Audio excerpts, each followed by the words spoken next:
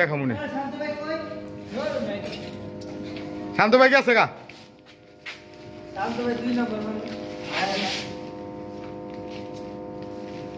তুই তুই তুই নিজে বালানি তুই 2 নম্বর কথা আর কোনটা